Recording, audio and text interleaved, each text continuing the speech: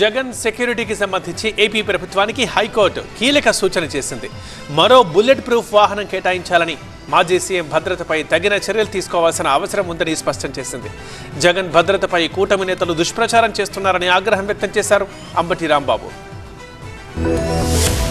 తనకు భద్రత కుదింపు విషయంలో వైసీపీ అధినేత జగన్ వేసిన పిటిషన్ పై హైకోర్టులో విచారణ జరిగింది. జగన్ కు మరో బుల్లెట్ ప్రూఫ్ వాహనం కేటాయించాలని ఏపీ ప్రభుత్వానికి హైకోర్టు సూచించింది. రిమోట్ కంట్రోల్ ద్వారా హాని జరిగే అవకాశం ఉన్న చోట జామర్ వెహికల్స్ కూడా కేటాయిస్తామని ప్రభుత్వం స్పష్టం చేసింది. మాజీ ముఖ్యమంత్రి భద్రత విషయంలో తగిన చర్యలు తీసుకోవాల్సిన అవసరం ప్రభుత్వంపై ఉందన్న హైకోర్టు పూర్తి వివరాలతో కౌంటర్ దాఖలు చేయాలని ఆదేశించింది. తదుపరి విచారణను 3 వారాలకు వాయిదా వేసింది. మరోవైపు జగన్ భద్రతపై దుష్ప్రచారం చేస్తున్నారని ఆగ్రహం వ్యక్తం చేస్తున్నారు వైసీపీ నేత అంబటి రాంబాబు. జగన్ భద్రత కోసం 986 మంది ఉండేవారన్నది అవాస్తవమని, కేవలం 139 మంది మాత్రమే భద్రతా విధుల్లో ఉండేవారని క్లారిటీ ఇచ్చారు. జగన్ భద్రతను పటిష్టం చేయాల్సిన అవసరం ఉందన్నారు.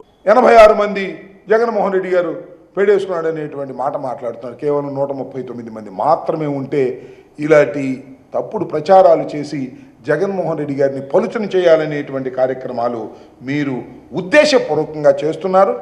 జగన్మోహన్ రెడ్డి గారి భద్రతను పటిష్టం చేయవలసినటువంటి అవసరం ఉన్నదని మా అభిప్రాయం. హైకోర్టు ఆదేశాలతో ప్రభుత్వం ఎలాంటి చర్యలు తీసుకుంటుందో చూడాలి.